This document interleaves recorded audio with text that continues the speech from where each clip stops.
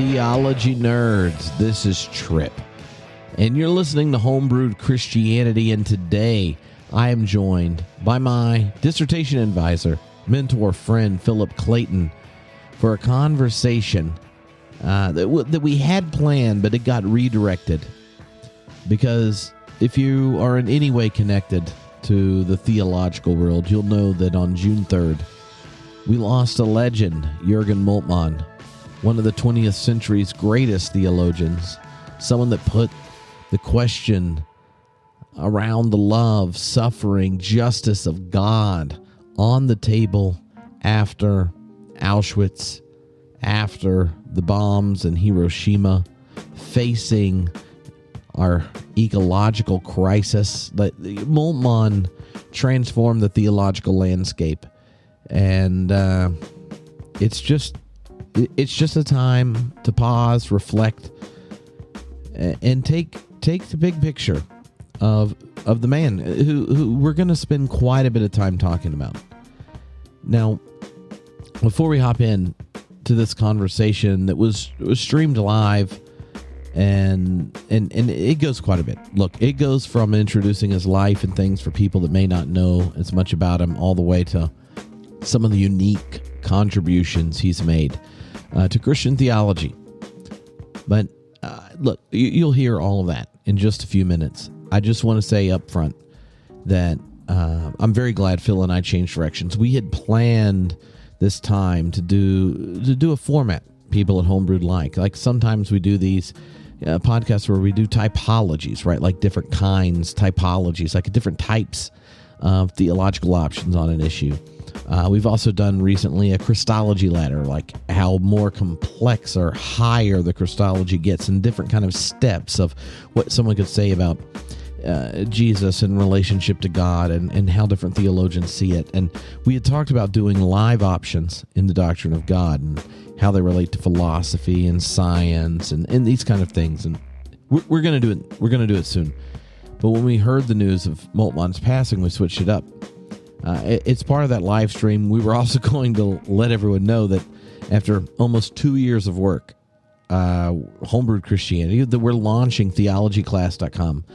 And I'd love for you to go check it out. I'll tell you more about it later. But when people join the Homebrewed community for years, they get the ability to have access to a bunch of these classes that we've done, over 45 at this point, right? And that means that every time there's a new one added, right? Like if we do them live, like the Faith and Politics for the rest of us class currently, that I would have to send them an individual link and password, which is real complicated. It gets convoluted. It backs up. So there have been a bunch of people that have wanted to get access to old classes. It's a technological train wreck. And so for almost 2 years, we've been building a whole learning management system on the back end to be able to give Homebrewed community members, people that want to support the podcast, get access to all this extra content and classes that we've done, a way to do it where it's easy, where you don't have to be like a tech nerd. It's just like one login to your account, and then you can have access to all 45 classes and such. And it's there. It's theologyclass.com. You can get monthly or yearly memberships if you're a church and you want to let people have access to it in your congregation. That's there. So go check it out. I'll talk more about it later because honestly, I just want to get to this conversation with Phil. And yeah, Jurgen Moltmann changed my life. I couldn't tell you how much he did, but I did write a post about it. So if you want to hear my more personal engagement with him, then head over to the Process This, my Substack, and you'll see a little essay called "Does God Give a Shit?" And it's not even trying to be flippant. It's trying to capture just how powerful it was the first time I read Jurgen Moltmann. He not only took seriously the cross of Christ, but the cross is littered through history, and it's right there at Golgotha, in the broken body of Jesus, that we come to understand God's deep solidarity with us and the power of God to transform our horrible, ugly, painful history and transform it precisely by it being brought into the life of God. Anyway, you can check that out. I'll link it up on the post. But yeah, thank you, Phil, for redirecting. Thank you for sharing the stories and getting the nerd out a bit with Jurgen Moltmann. So I hope y'all enjoy it. All right. Hello, everyone. This is Trip, and I am here with my friend and former advisor, still mentor, Philip Clayton. And we're going to get to talk about a theological giant, Jurgen Moltmann. And one of the things about him is that his biography is as compelling as his theology.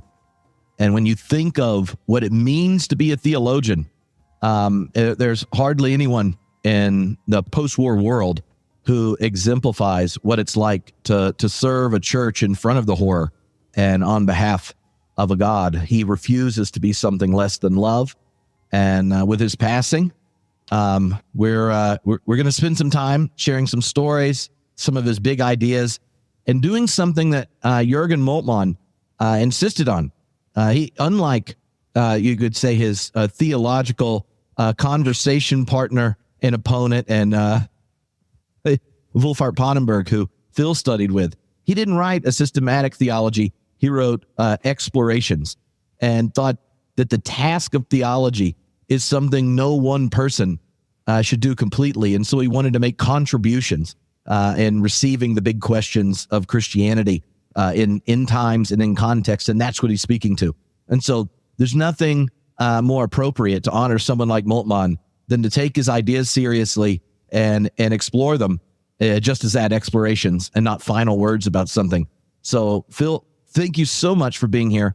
So, Phil, thank you for joining. It's been amazing to see the passion and the amount of outpouring of grief and appreciation of Jurgen Moltmann since he passed away on Monday, June 3rd.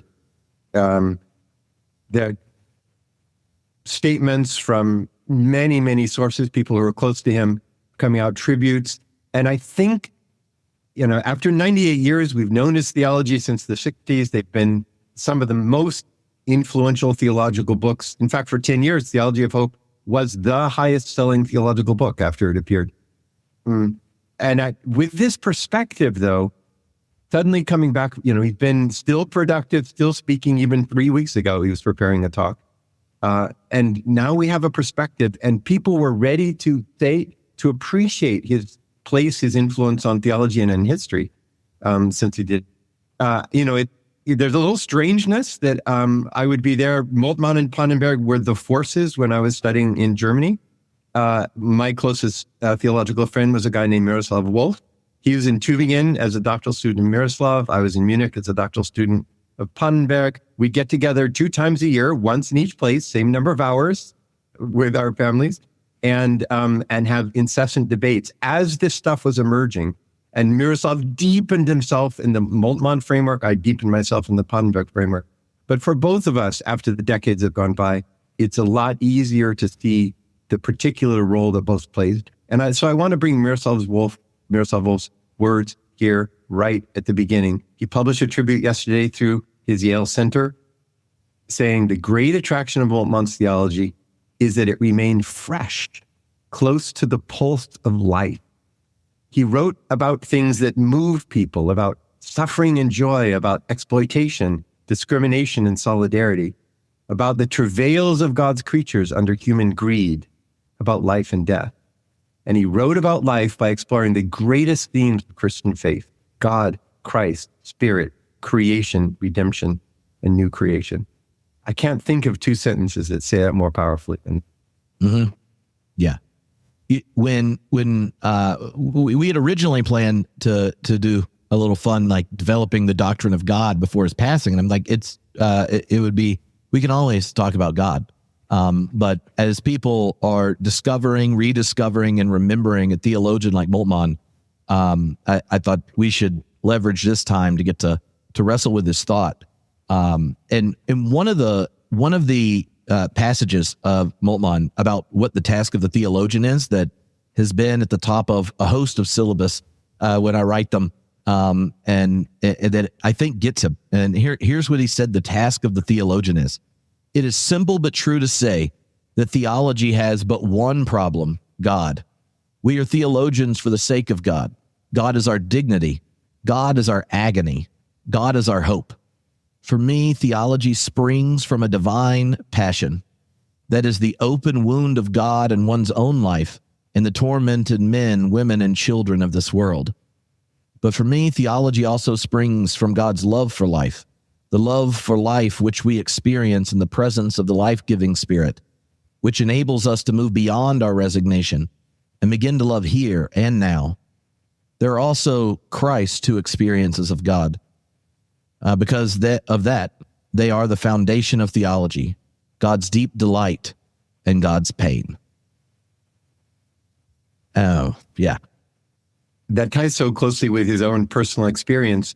I love the way that in describing it, he said when he was as a prisoner of war, and he was given a Bible in Scotland and started to read it, he doesn't speak of it as a conversion moment, but it was more God found me. He also describes, he describes his experience being on a German-Polish commission in 1962 and traveling to a concentration camp in Poland, a place where 10,000 Jews were killed in a single day, and feeling a level of shame and disgust where he thought he just couldn't keep walking, knowing that everybody there looked at him as a representative of the group that did that. And then he had this incredible vision where he suddenly saw heaven and saw these 10,000 people coming toward him from that place of reconciliation, of forgiveness, of redemption. And I believe that 1962 vision really was the core of everything that Moltmann did from then until he died last Monday. Mm-hmm. Yeah. Yeah. Well, one of the things that just in, going back and forth as to how to even organize this, given the length of all the ideas we had, one of it was really beginning with thinking about how those that were closest to him wrestled with it, and also your own moments and experiences with Moltmann.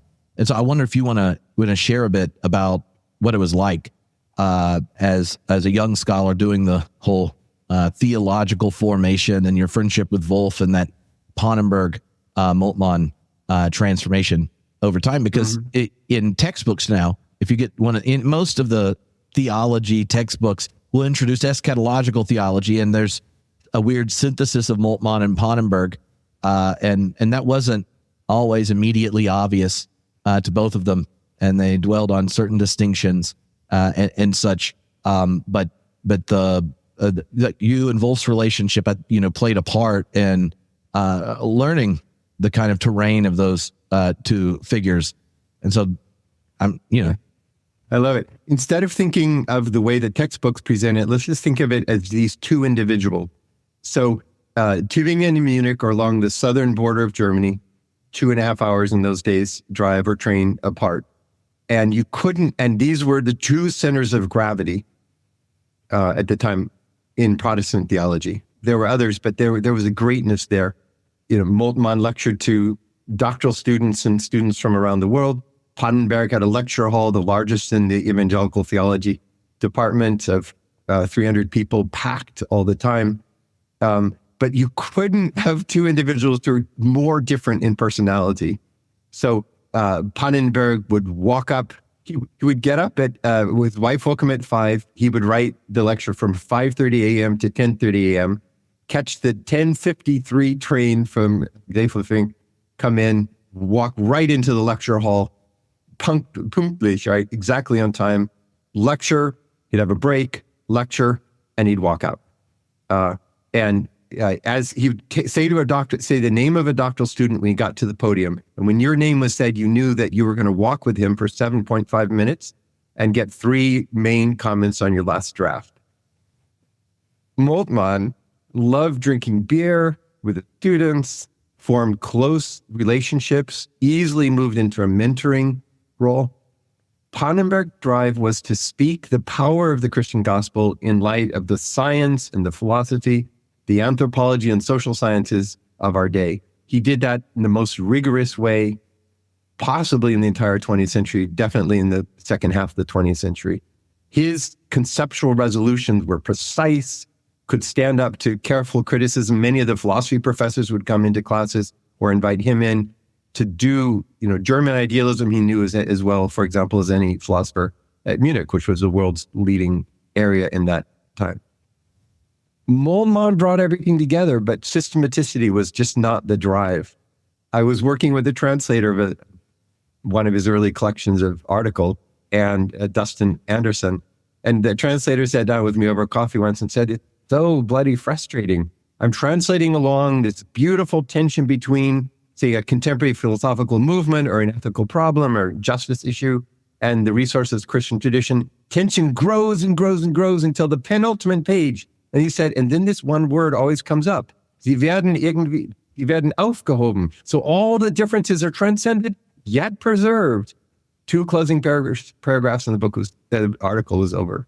So Moltmann just wanted to bring together all these tensions from a distinctively Christian perspective, still wrestling with the issues as deeply as any Christian theologian, but never moving outside of that frame. And he didn't need to resolve all the conceptual differences. Mm-hmm. Yeah. I think that's most theologians have their, the way their piety shapes the way they think theologically, the way the experiences that drove them, like you told Moltmann's. And if you think of Pannenberg's adolescent mystical experience related to wrestling with Nietzsche and such, you could see why it leads to an arch rationalist type of thinker who's going to leave no intellectual stone unturned as he goes from department to demonstrate the plausibility of the God revealed in Christ. And yet both of them in different ways found a kind of energy in an eschatological vision of God that's really shifting the orientation for a lot of Christian theology in the 20th century. So I wonder when you were a part of that and looking back now, how you would describe that transition in post-war theology. And it's also when you get the second quest for the historical Jesus and a return to more of the apocalyptic teachings of Jesus.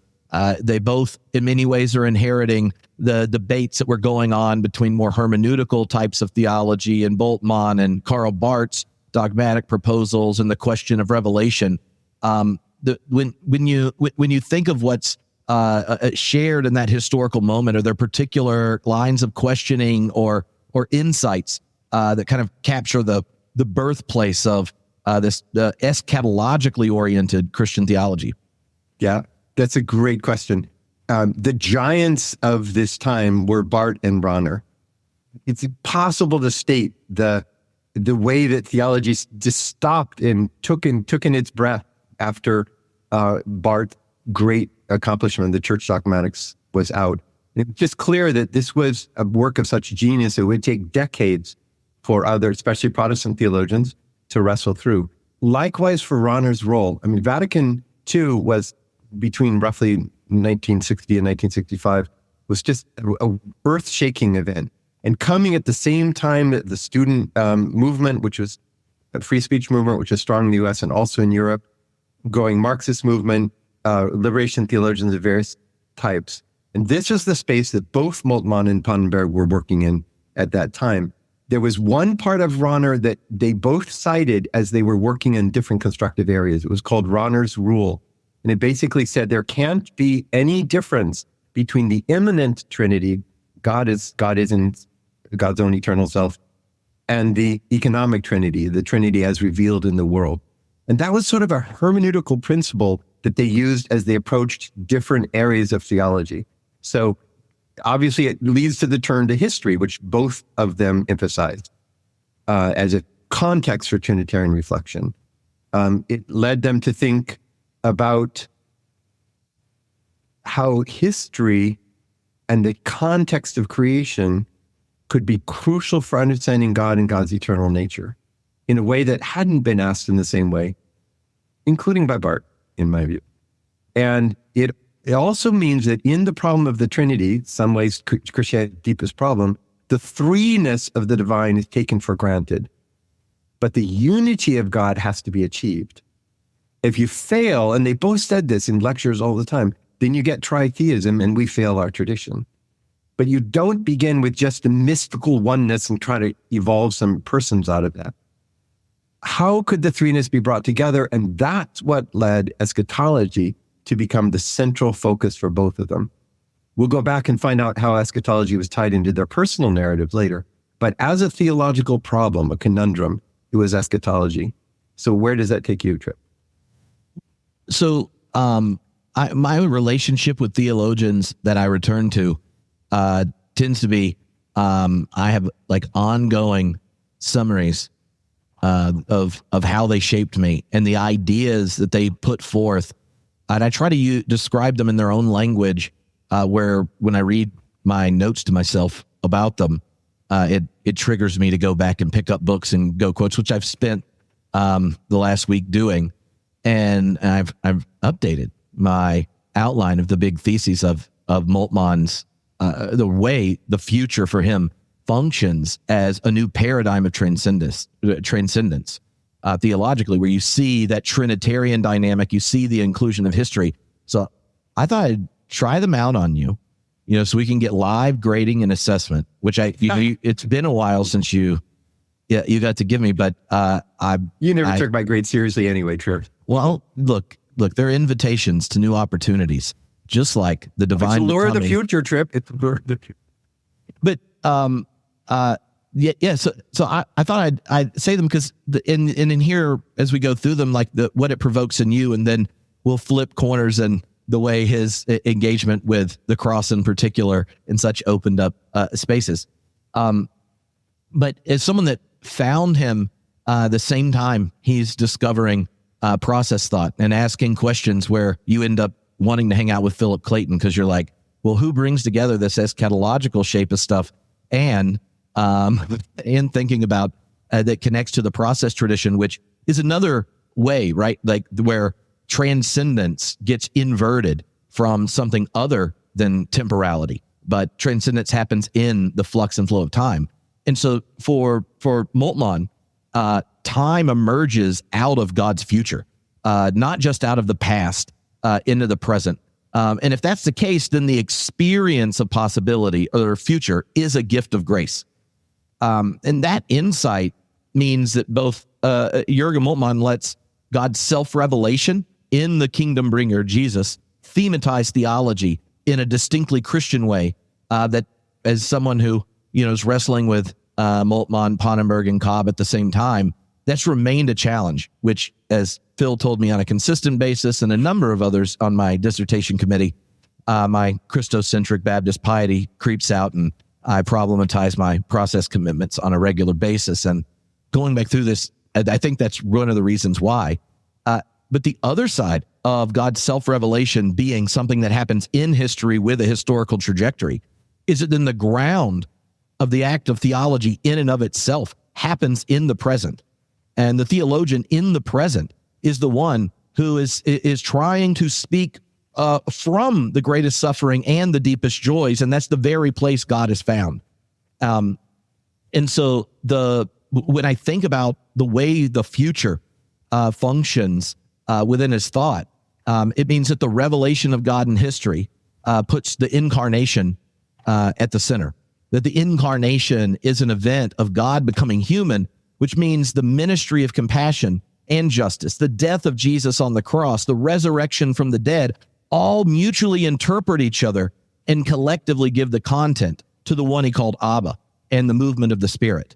That economic trinity is understood from the testimony about the person Jesus and his encounter with God and what God was up to in his proclamation and such.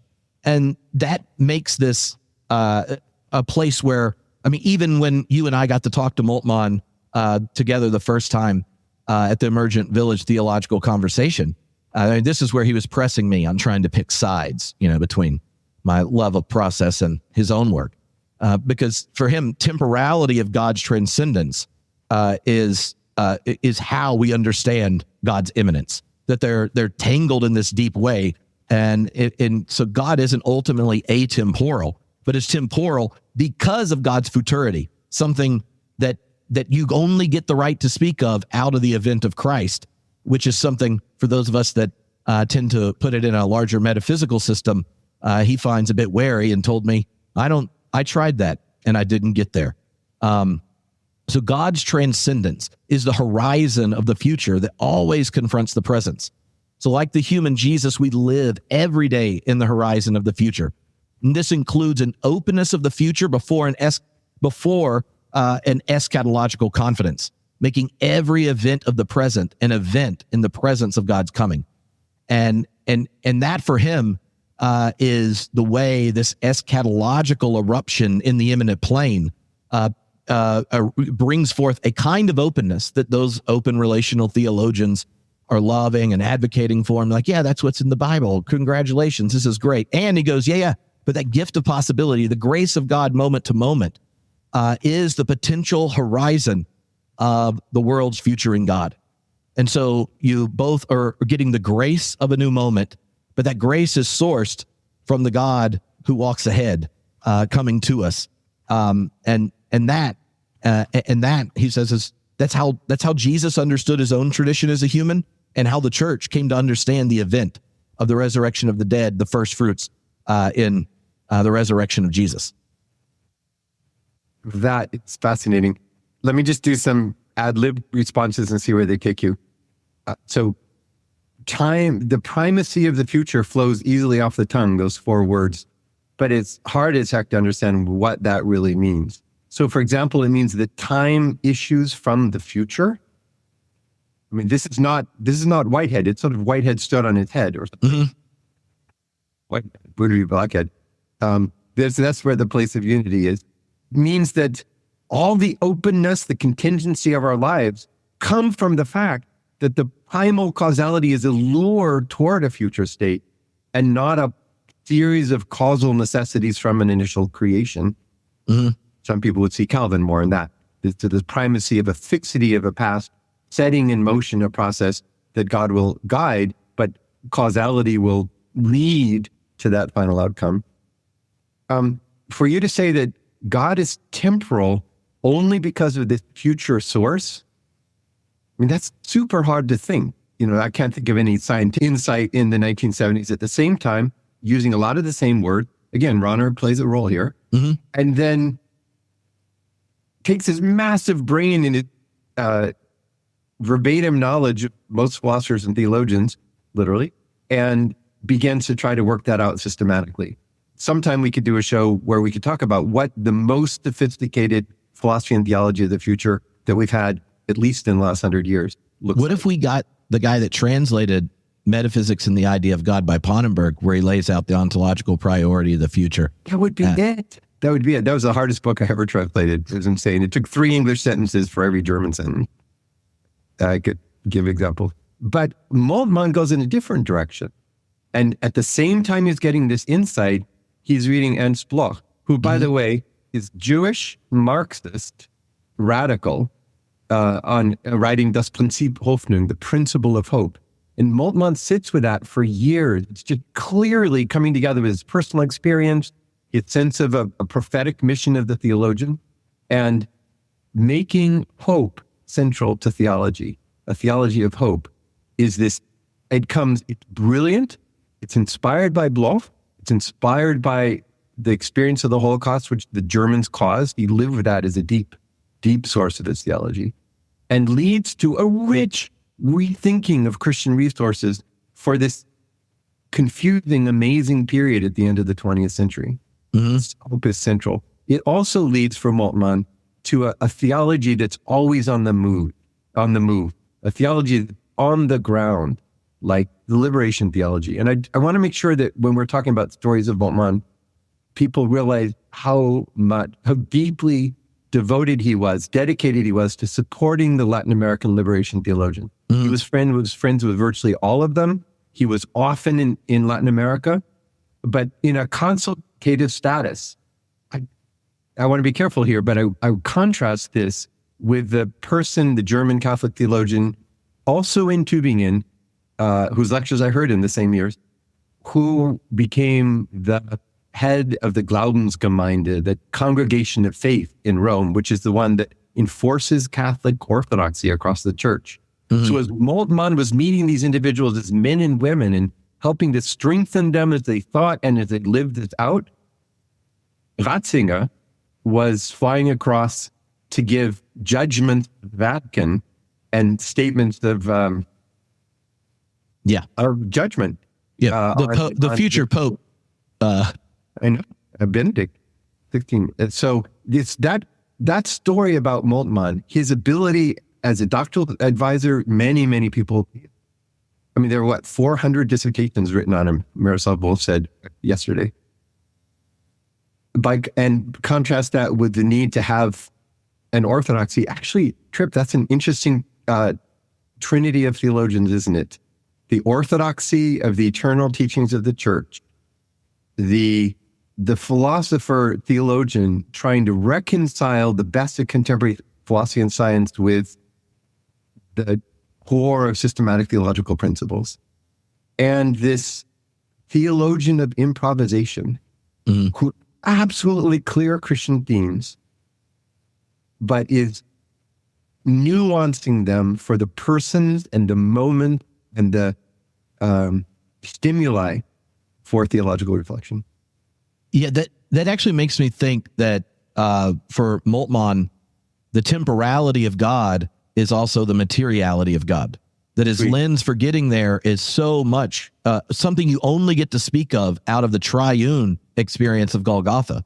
That the temporality of God also means that the revelation of who God is for us, revealed in the Trinity, is a revelation of God for us, and that's our key for understanding how we take sides in the material order. Which is why Ernst Bloch would make so much sense to him, right? Like in his experiences of God book, where he tells the story about talking to Ernst Bloch, and who was like really appreciative of him, reading him so closely and stuff, and they were talking, and Ernst Bloch uses the word God, and Moltmann goes, "Well, surely you don't mean the word God," and Bloch responds to him and goes, "Well, I'm an atheist on behalf of God, because there's the principle of hope for a material reorientation of reality. That's what's harbored in the word God, and why he appreciated Moltmann's use of him so much and found him fascinating. And Moltmann, in a sense, is like, your atheism is the preconditions for my theism, and vice versa." Fantastic quote. That is fantastic. I think we should get nerdy, because I wanted to make you pay on a pledge you just made out loud. The place that this gets reconciled, you said just sort of in a passing clause, is in the doctrine of the Trinity. And one might say, who's a smart person that's listening to this conversation, is, you guys, this isn't going to work. If you really give temporality and history the kind of openness and depth and methodological primacy, how are you going to do a unified Trinity? Mm-hmm. Yeah, so there are kind of two ideas for me around this Trinity that every time I read them, then go chase down the quotes, I have to spend at least a week being more Trinitarian than I imagined. It's kind of like when you read David Ray Griffin explaining Whitehead. It all makes so perfect sense. Like there are certain theologians that the energy of them, when you read them and you know who they are, what's driving them, and the way they hold their ideas and the way they lay them out, they become compelling in ways that you have a hangover from just how compelling it is. And there's no more Trinitarian moment in every year than the time I revisit Moltmann. And there he says that the revelation of the Trinity occurs in the economy of salvation. And unlike someone like Karl Barth, where the whole Trinitarian economic move is a move from eternity, the God who loves in freedom elects the Son from eternity. So the whole movement of the saga of God's history is a single action, right? In the Reformed tradition, which he makes he helps it out, right? He gets rid of double predestination, and which is great. But what Moltmann emphasizes is that the history of the Creator's self-revelation isn't a doctrine in the vacuum. It's actually God's ongoing relationship in history with the people of Israel, the person of Jesus. That's how you get to the idea of a God being for us. That's how it's demonstrated, because it's God's own activity that proves it. A God who is known through divine presence, solidarity, liberation, and freedom, that is the economy of salvation. So for Moltmann, the social doctrine of the Trinity enables a number of post-Barthian maneuvers, like the inclusion of temporality in the life of God, the political and ecclesiology, the political and ecclesiological reflections he gets. He ends up having a greater openness to religious pluralism and than the others. Celebration of feminist and liberation theologians' critiques and rejoinders.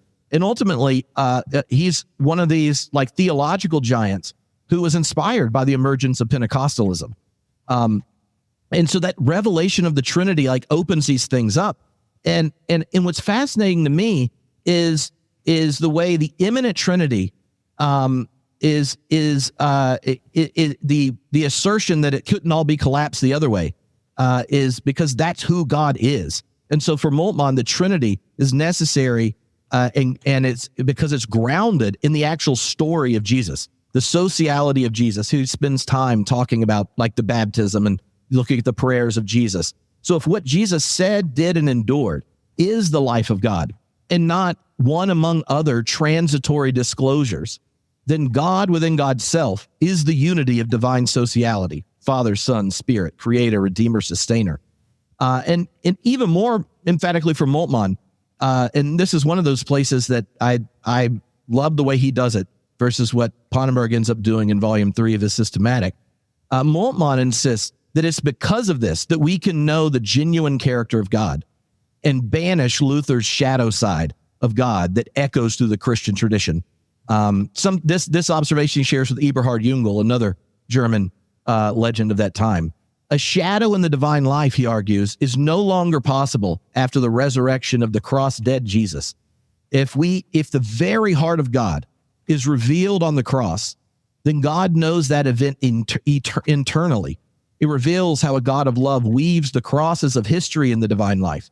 And for those baptized into Christ's body, it gives us an orientation towards materiality, one where we become participants, invited, right, moment to moment, as the future of God meets us, to give reality, give materiality to what's happened in Christ, the divine presence, solidarity, liberation, freedom, even play, right? Like that's one of these things that of the Trinitarian theologians. Here's a whole book on play, because there's a genuine joy that the potentials of human life in our relationships with our neighbor, enemy, and non-human neighbors is actual participating in the divine life.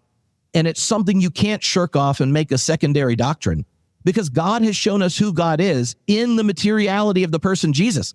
And when that reveals not just an idea about God, but the very heart of God eternal, the immanent Trinity, then this isn't a doctrine you exercise, then put in some doxology. It's actually the invitation to what life of faith looks like. And so why else would you not take so seriously the questions your students have and go drink with them till late in the night and talk about it? Why would you not fly over to Latin America and help start new theological schools with liberation theologians? Why would you not insist that you're only not going to contribute to volumes unless your wife, who inspired him, is a famous feminist theologian in her own right, and the liberation theologians who read you are going to be in it? Right? There's this sense that to do Christian theology is to hear the voices of those who die cross-dead in the present. And it's not a secondary thing, an ethical thing. It is giving speech to the materiality of the divine.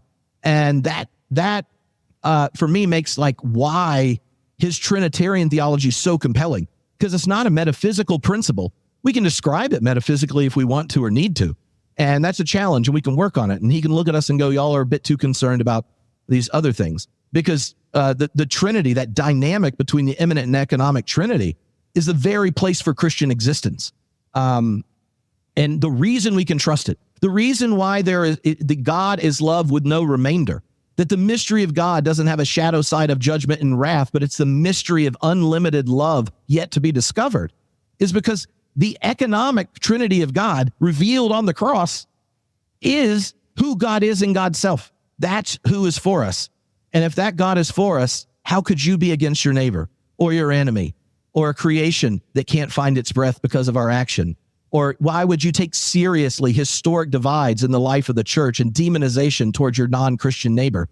Those are all places where the cross has not come to interpret your relations to the world. You're not being a good Trinitarian. To me, it's so compelling. You can see why it inspires a host of theologians coming after him to weave deep theological reflection with the prophetic critique, because the prophetic critique is how you actually participate in the divine life. It's not a doctrine that happens after we get done with the creed. I mean, even in like his Christology, he's like, why we should probably update the creed because it skips from a conception to a cross, and neither one of them makes sense unless you know who God is telling us God is. And that's and he inserts, right, the preaching of the kingdom of God and the exorcism of those possessed and solidarity with the excluded and proclaiming the year of Jubilee. And anyway, sorry, Phil. No. Let's step back and just make sure that the big lines of what you just said are accurate. There are some areas there that don't follow quite so easily, but let's get the big picture and make sure that everyone's on the same page with that one. So, I mean, you really started with, you had two main points. Let's start with the revelation of the divine, of the Trinity in the world, in the change, the flow, what theologians call the economy of salvation. And let's look at it in all the form, Father, Son, and Spirit, as we see them revealed in history. And then let's recognize that they cannot exist just in that separate manifestation. The whole thing is revealing one immanent, so in itself, three-personed divine. Okay, now when you put those together, what happens? You start in Christian theology with the revelation of God in history.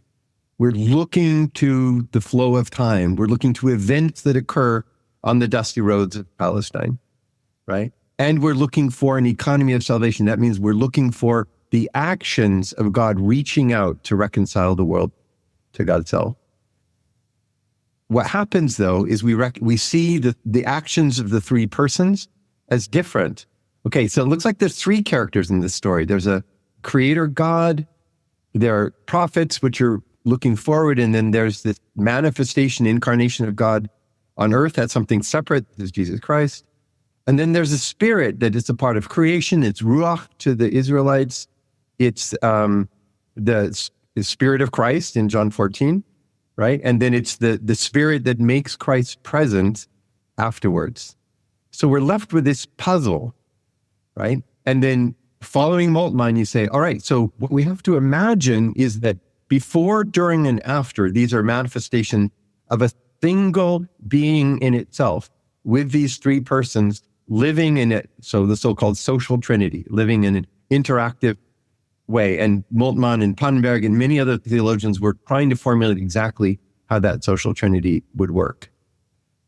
What happens then is we go from the variegated history of the divine self-revelation in history, but through a postulate of faith to their unity as the one Trinitarian God.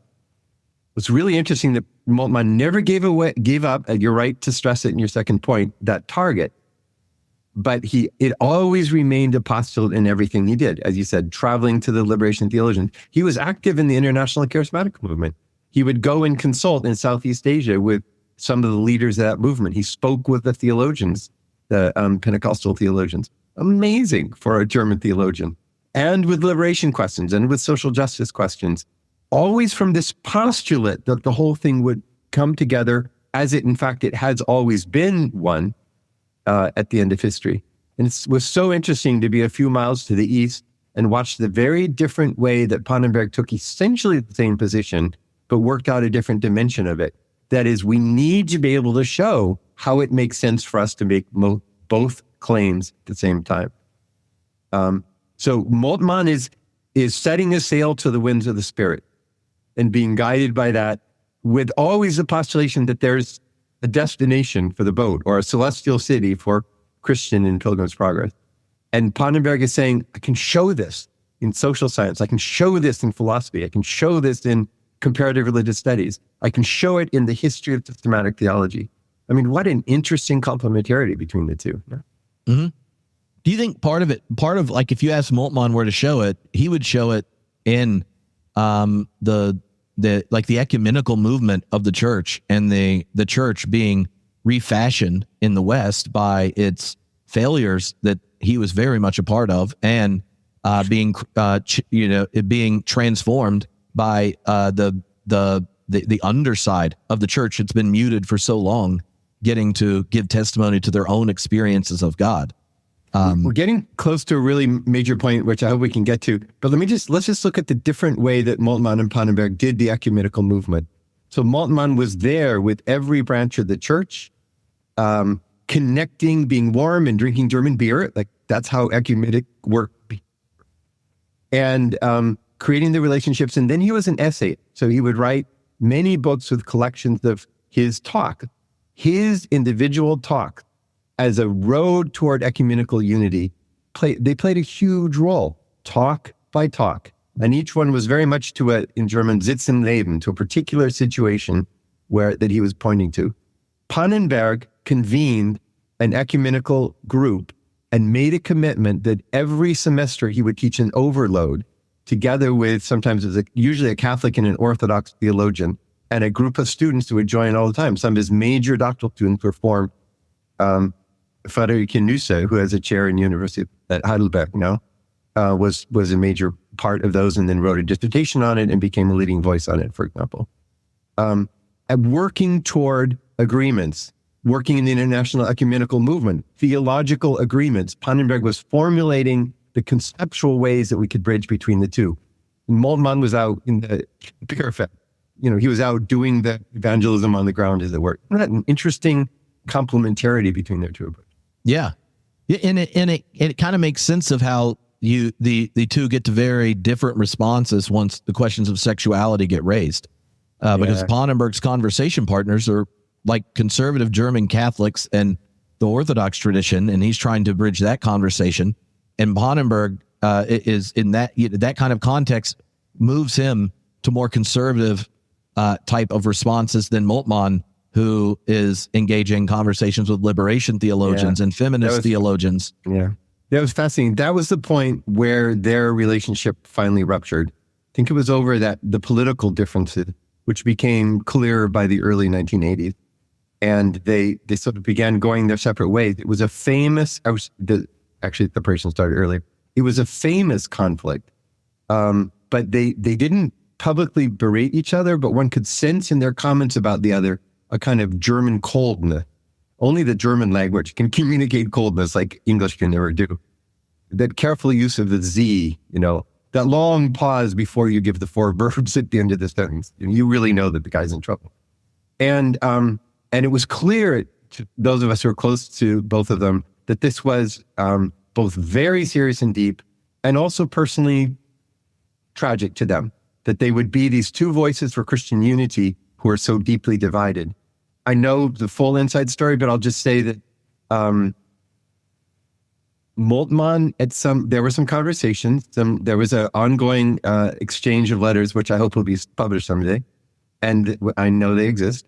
And then there was a movement, and Herr Wenz, by the way, Pannenberg's most visible German doctoral student who had a position in South Germany by that time, Augsburg, I think.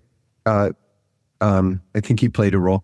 So at some point, Moltmann invited Pannenberg to do a public presentation in Tübingen.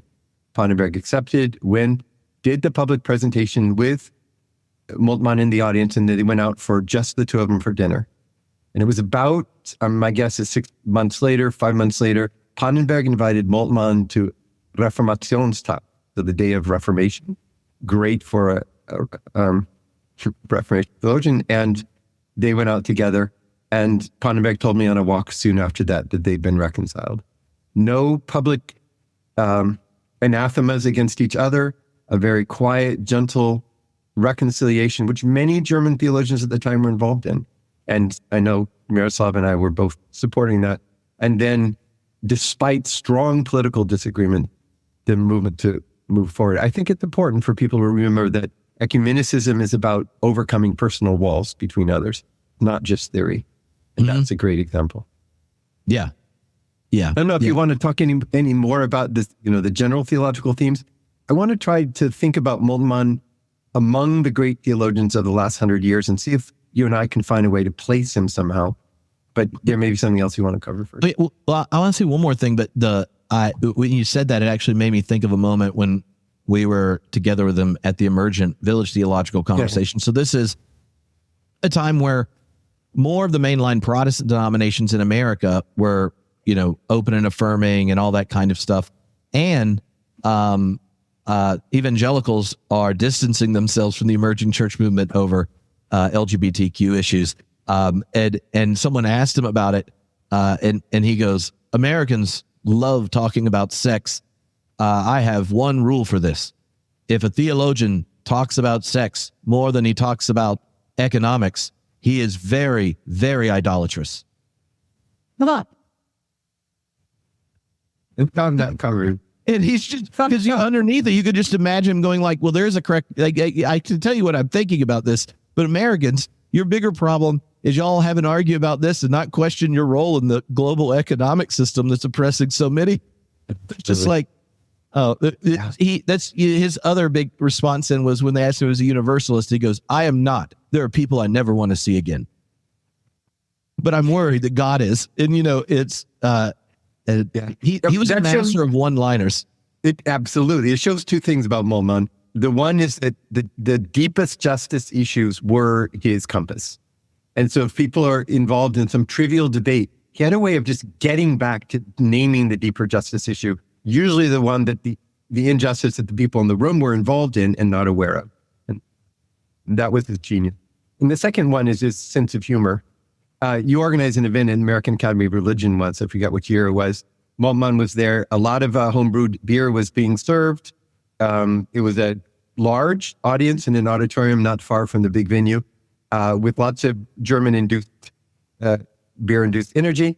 And I was supposed to introduce Moltmann to the audience. So I came up and I said, Moltmann's English is not very good, so I'll need to be translating all these comments into German just so he can follow. And I looked at him and his eyebrows sort of raised, but you could tell that there was a joke coming. And so I'd give some standard sentence for Americans about the significance of his work. And then I'd turn to Moltmann and say in German something that utterly contradicted what I had just said to the American audience, and sort of played on the difference between the German and American cultures. And he was just obviously enjoying it. And there were maybe 3 people in the audience who were laughing out loud, and I was going, oh, that's a good translation, I'm sure. So he had that constant sparkle in his eye. And I think he was disarming in theological discussions because he knew how to turn to that light note of humor or the one-liner to get a point across that no amount of argumentation would have done. Mm-hmm. Okay, so the one other idea about his eschatological framing on the cross that I find it hard to give an account that its aesthetical beauty is more compelling than his. And when he talks about the cross and resurrection, except for that one sentence in his second Christology, which I'm sure we'll get there, but the turn the back line. But he takes God's death. He talks about God taking death into God's own life.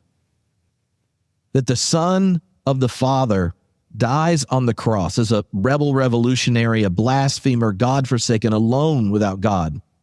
And the Father experiences grieving of the death of the Son. And so on the cross, we see that God, the God who is love, is the Father who bore the death of the Son through his grieving, the Son who knows death and abandonment, the Spirit whose binding love conquers death.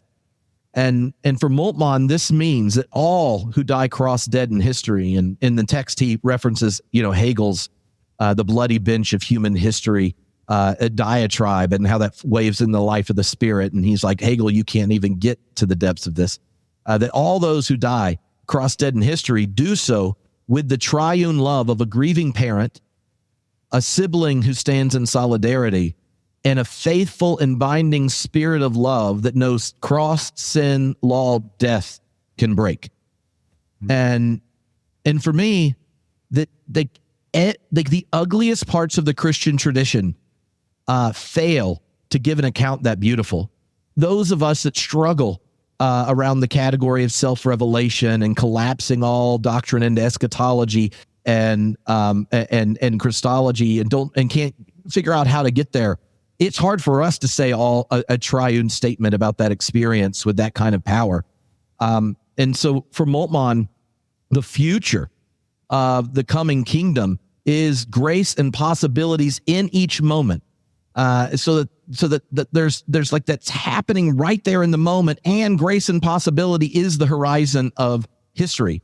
This opens up for him that participatory vision of God in the world in which all creation always already participates, and one in which the church grounds its hope, sustains its faith, inspires its action, enlivens its friendship. A theme then is ecclesiology. That's like my favorite section of any book, and the one I have basically completely underlined. And it provokes solidarity and ensures justice worthy of a God who is love. So for me, that the connection between the Trinity and the cross and his eschatology is him looking at history and refusing to let go, right? It's like he's seizing the ugliness of history and going, I'm holding it here on behalf of the potential beauty and life and joy that's there. And then he seizes the cross of Christ, and that's the place you encounter the horizon of hope. And he's sitting there with these, and they're like charging through them, and that's where the eschatological thinking comes up. But he thinks that if you let go of like an honest facing of reality, then you let go of the task of Christian theology and start to deny the crosses that are strewn in history. But if you also let go that our ability to speak hope is a hope that's only made possible by a God who's revealed the world's future in the resurrection of the cross-dead Christ, then the hope you're managing and the justice you might be seeking will never be one in history that justifies saying God is love or that God is indeed Abba. And this is one of those places where it's like he gives an expression, like Pannenberg says, well, there's a true but limited sense that God doesn't yet exist. And Moltmann wants to go, yes. But what does that yes mean for him? You get that contrast of temporality in God means materiality. It means seizing the full ugliness and horror of history, and then seizing it in a hopeful, risking kind of confidence that faith gives, because there's this triune encounter with the cross, the grieving Father, the solidarity of our brother in Christ, and a Spirit who holds us beyond sin, law, and death. And that, man, that like just gets me pumped every time I read it. And I just go, when you hear that, I'm like, man, I should just be a real good Orthodox Christian. Look, I can't think of something more beautiful than that. It turns you to your neighbor and the other. It tells you that all the things you carry and can't speak, you have a solidarity with someone in Christ. It tells you when you can't find words to put to the pain and grief that you're going through or those you stand beside, that God is grieving and weeping with you. And it says that when you hear the story of Jesus, when you tell that, you're telling what the bonding bind of the Spirit of love looks like, that it has a future that death cannot conquer. And that love, that's the love that's bound in the Spirit, is the one that's bound in you. It's the one you were baptized into before you could talk. It's the one you meet and are nourished by at the table. And it's the one you get to embody in the world, because that future that it promises meets you moment to moment, and you get to say yes to the invitation of the divine. And I'm like, oh, hell yeah. Come on, Multi. Give it to me. Anyway. Trip, I have never heard you that eloquent except late in a boot camp evening.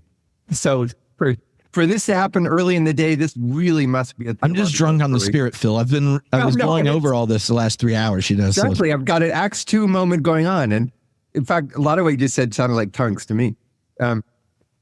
What is really interesting, I've never thought this before, it may be true, let's figure it out, is that Moltmann comes across as much more deeply in the spirit of the Lutheran tradition, and Pannenberg comes across much more like the careful reasoning Calvin, motivated by a deep faith in the institutes, but insisting that it's got to be systematic, and whatever those implications are, I'm going to hold to them, even if it's double predestination, right? Mm-hmm. Ordained before the foundations of the earth, that some should be born to eternal salvation and others to eternal damnation. And this is not through any choice that they made prior. It was the divine choice in the beginning. Your Moltmann, and I think it rings true, has this insistence on the maximizing the presence of the threefold God in history, recoiling from the horrors of history, being constantly involved, sometimes as a still small voice and sometimes in powerful prophetic action, to speak and work for justice, to bring about justice, with the final goal of which turns out to be the original, of the unity of these three divine persons. Without losing faith in the long-term narrative, we immerse ourselves in the evil and horror of the realities of history. Pannenberg, taking each of those moments, I've heard it and read it and debated with him and saying, how can we do this? How is this possible? How can we think, wie soll das gedacht werden? How can we think our way through this? Amazing, amazing contrast. All right, I'd like to do something really challenging because I think the conversation at this point has been clear. I think it's been accurate to Moltmann and Pannenberg, but I think that we owe it to ourselves and to others to try to place Moltmann to understand what that core approach is in contrast to others who are important to many of your listeners and to us as well. And so that's what I'd like to see if I can raise a question with you and see where it takes us. So I'll just say it really, really clearly and briefly, and then let's see where we go. Moltmann introduces the radical ideas of a theologian on the ground, of a theology, I'm going to say in process, he never failed to connect with the person he was with in the room, no matter where he or she stood along a theological spectrum. There's an interpersonal connection. Out of that connection, thought occurred. Moltmann over and over again introduced radical ideas. He was perceptive to the most interesting, provocative ideas on the horizon for decades and decades, into his 90s, to be honest. He brought freshness to these theological debates. And yet he always embraced these ideas within or under the context of a Christian theology. He never, in his writings and in any conversation I ever had with him, never allowed the radical ideas to undercut core Christian premises. And that's why I kind of like the Luther example. His work was always fides quaerens intellectum, faith-seeking understanding. I never saw him say, I just finished a book and I don't know where the hell, this is going to go. I think my Christian faith is really in trouble here, right? He didn't have the dark night of the soul, at least we weren't aware of it, maybe after too much beer. In contrast with that, think of a lot of people in the process philosophy movement who work to bring that together with Christian theology. I mean, let's take Joe Bracken, who also passed recently. Just one example, a book called The World in the Trinity. He uses this process framework, but also open-ended systems work as a way to understand the Trinity, but begins with the provocative title and runs it all the way through the book. The world is fully in the Trinity. That's not Rahner's rule. You can't do that with Rahner's rule. And contrast that with, say, God in creation, Moltmann's doctrine of creation. I remember being at the West Coast Theological Society and in a debate, and somebody's reading a paper on that book. And I said, these are principles of panentheism. And this brilliant theologian said, no, Moltmann pulls back from full panentheism. Look at the following ways where he protects himself against, we say panentheism is the double in. So God in creation and creation in God. Moltmann's title is God in creation. Joe Bracken's title is the world within the Trinity, within God. So Moltmann pulls back. He's not quite so clear about the double in, the creation in God. So let me find out if that basic idea makes sense, and I'd love to then go over some of the crucial areas of his thought and his action and to see whether this framework fits or doesn't. Who's to the left of him and who's to the right of him? I mean, maybe that's, in one sense, the question I'm asking. Okay, so just on like that contrast with Joe and Moltmann that might get be helpful. In some sense, Moltmann would say he will be a panentheist at the eschaton. Right? That's the like he'll get the double in at the eschaton, the world and God in the world. But it's the historical reality on the ground, the gap between the nature and character of the God who is love and the world so he has a kind of eschatological panentheism, because like when you read the eschatological sections in God and creation, that's where he sounds like both ends are there. But that's at a point where sin, law, and death have become subject to the Father, and God is all in all. And so there's a kind of dynamism that the temporality of God includes a changing kind. One of the ends is fluctuating, and the other one's a given. Okay, but let's think about why many people are drawn to process theology. We're drawn because it's not enough to say someday it's all going to be reconciled. I have to say right now, in a world filled with evil, how can I understand how the Creator God would be so passive? Why would God stand aside and let this suffering happen? I mean, I'm back to the brothers Karamazov debate. You know, this if the whole foundation of the earth, of God's cosmic plan, is based on the suffering of this little girl locked in the outdoor privy overnight, praying to dear kind God, says Ivan, if that's the ticket to admission to the kingdom, I'd turn the ticket back in. And process theology says, let's wrestle with this now. Is the reconciliation trip only going to be at that final end when we can see that God becomes all in all? Or don't we have to find a way to think how God is all in all now? Yeah. Yeah.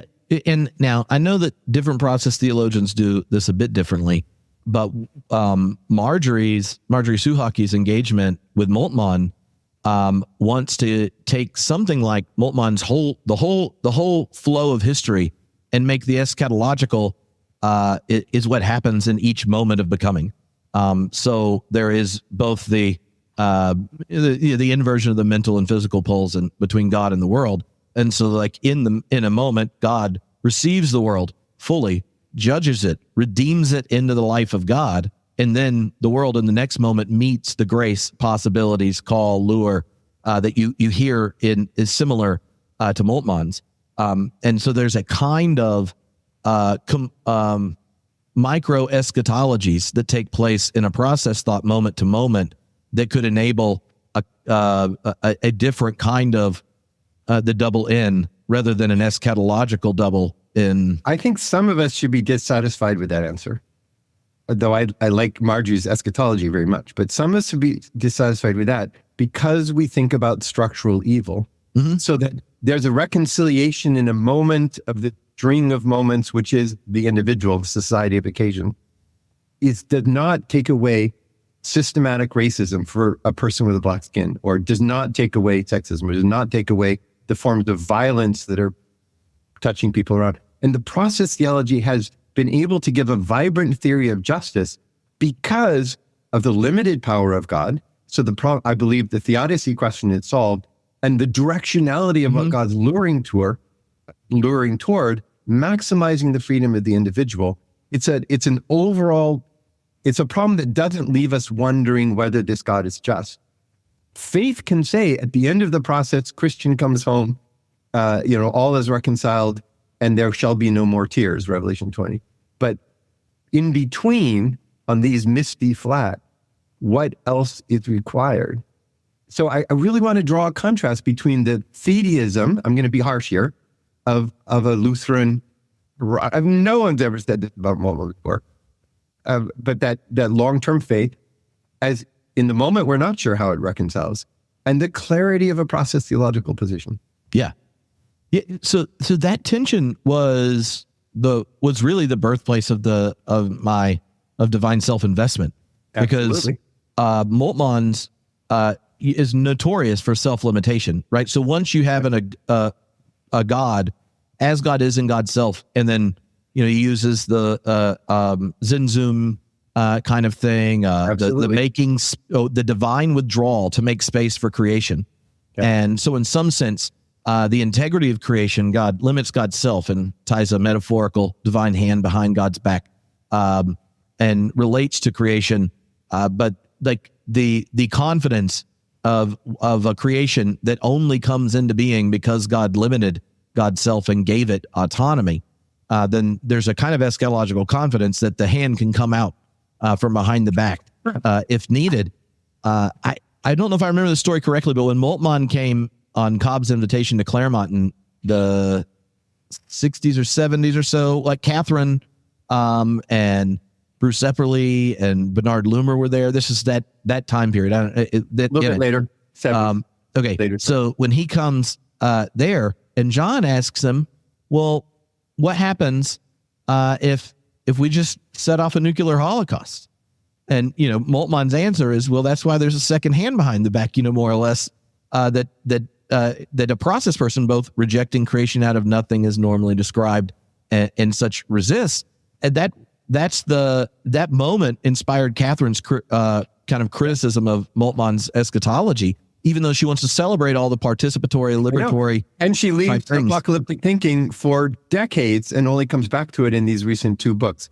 It also reminds me of a recent book by Keith Ward, where he has the same thing. On our planet, one of many planets where there could have been Christ, if something had gone wrong, so Jesus wasn't going to make it to the cross and the redemption take place, God would have intervened. And I said with another critic, so Keith, you mean, what if it took like hundreds or thousands or millions of micro interventions to get Jesus to the cross so the work could happen because he was the chosen one?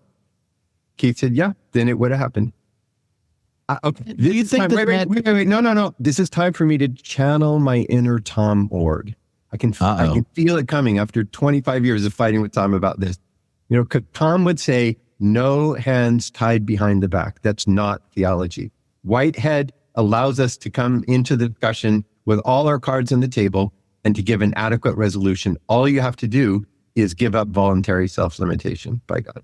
Essential kenosis. So where to go with that, Trip? Yeah, I mean, where's your inner Tom Ord when we need him? Well, I think that's why he grounds God's relationship eternity in eternal kenosis. And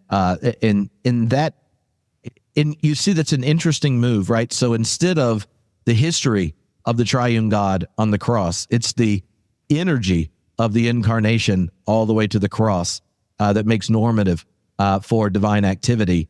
A very similar investment in materiality, possibility, justice, but it answers a question theologically, that a metaphysical question that Moltmann, in the way he's receiving the tradition, doesn't put on the table. And I think that for me, one of the reasons of like using self-limitation and contrasting it with self-investment is that if we take seriously even Moltmann's Trinitarian thinking, if you take his Christology first, that we get to talk about God because God showed us who God is in Christ, then Jesus does not keep a hand behind his back. He's fully invested. There's all hands in, and here's what the economy of the Trinity looks like. It looks like kenosis. It goes all the way to the cross. It gives invitations and possibilities to sinners, tax collectors, and the rulers alike. Right? So there's this the self-investment versus self-limitation, I think can be, well, at least is what I told everyone I thought, was a bringing together of a Christologically tinged process tradition and the recognition of God's own, see, the consequent nature gets something to say about who God is and God's self, and thematizing your metaphysical picture in the history of Jesus. And so one of the resistance moments of resistance that became overly clear to me in Europe, where they don't hang out with process theologians as often when they talk about it, is they generally like certain parts of process thought, but then they raise the self-revelation question. And sometimes I think they're right in the sense that the picture of God does not change because of God and God's relationship to the world. God's modality that shows up, the way God invests in a moment, doesn't ultimately change through the movement of the cosmic epoch. What God can do and how God relates and the complexities that are being inherited and all that are there. But do we come to know more of who God is because in the history of Israel or the person of Jesus, or insert other religious traditions, you actually have an ongoing dynamism between God in a particular people in context. And that's something that, I mean, even in predicament of belief, and in the way are inheriting, out of Pannenberg and this kind of tradition, and then thinking about God's, like how the reality of God gains traction metaphysically with the language and experience encounter with God in history and traditions. I mean, I think that is a place that the process tradition has a hard time exploring. And so I think both pushbacks are true. Like, how does God self-thematize God's self and that take account of things? And do you really need to create a priori commitments of self-limitation from the beginning? Yeah. Good. I want to slow way down here and take a deep breath, because we're at one of the key questions that Moltmann and Pannenberg raised and we still struggle with in our decade. And I'd like to make it really, really clear so that each person can locate where they stand along this continuum, as it were. You know that I don't side with Tom Ward on essential kenosis. You know that I do take a position like Moltmann on this one. You probably also know that my first published article in the Journal of Religion, before I turned in my dissertation on Pannenberg, already was pushing back against his understanding of the final consummation, the future, proleptically present in Christ. Even though I use the word proleptic in my marriage vows, so this was a pretty deep concept, but there's also something problematic with it. So let me just take 3 parts of Moltmann's work, and try to identify how he takes a very specific position with a sort of more evangelical theology on his right, with more, say, fully processed theology on his left. Because I think we really need to understand how he represents a specific option that will be attractive to some and not. And then I'd love to hear you talk about pros and cons, where that'll take you. So just 3 examples. I can think of 7, but take the theology of hope. So he's reading this radical Jewish Marxist, Ernst Bloch. It's this in the end, it was 3-volume Das Prinzip Hoffnung, the Principle of Hope. And he pulled back from genuine openness and uncertainty. So, for example, the second volume is called Konstruktion, construction. He won't be a constructivist about the future, right? He has the firm hope in the immanent Trinity, right, as his location. The openness is limited by faith, right? We mentioned God in Creation book, the panentheism that, as you correctly say, eschatological for him, not the panentheism that, say, I've worked on during my career. Here's a more personal example. So he had a debate with Miroslav in the early 1990s, Miroslav Volf, that was widely covered. Remember, Miroslav grew up in Yugoslavia, in a small, really a village. And he told me, as we were both heading to doctoral studies, 1989, I think, he said, this war is going to happen and is going to be unbelievably bloody and horrid. And he was grieving that in advance. And sure enough, the war broke out between Serbs and Croatians. In Miroslav's own village, a number of his friends, his family members or relatives were killed by Serbs as Croatians. And Miroslav said theologically, in the years after that war, we must say that God forgives sin, but not that God forgets sin. Moltmann, and he wrote that in contrast to Moltmann's position, which is that for God to forgive is so thoroughly to forgive that the sin is forgotten. I think that's really interesting that Miroslav, coming from that personal experience, was closer to the Jews and others who would say after Auschwitz, nie vergessen, never forget. And finally, really, and this we might want to go deep in this example, is the crucified God. You read the title and you think, okay, so here we have somebody who understands death of God theology, who understands the most radical. And then as you get into it, those crucial passages late in the book, we could go through them if we want. Moltmann pulls back. So obviously it's not God who's crucified, but God suffers as a father the loss of a son. But he does not endorse the traditional view and the traditional heretical view, patripassianism, that is that the father suffers. it's the second person of the Trinity alone who suffers. And in a kind of one step removed, the Father suffers as Father, but not. So he's pulling back from the complete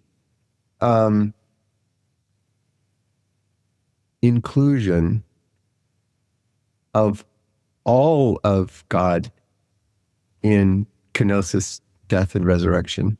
That's so interesting. Let me just pause and see where those three examples take you. Okay. We should spend more on the last one, but yeah, me too. I agree. And I'm going to refill a coffee cup because this is the big moment of the conversation. You keep going. All right. So the one of the elements of his in Theology of Hope and his conversation with Bloch and the Death of God movement and all of that, it gives him a different dimension to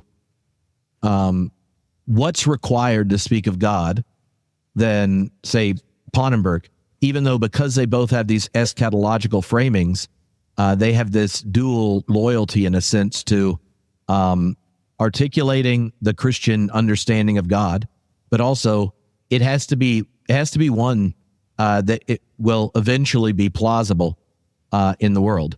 But the plausibility structure for Pannenberg, right, like at the eschaton, is more of a comprehensive intellectual understanding. And I think from unfair though to leave out the other dimensions. They need a coherent statement, but all parts of our self, soul, quest for sanctification, and so forth, should be included. But his energy is like the energy that drives it.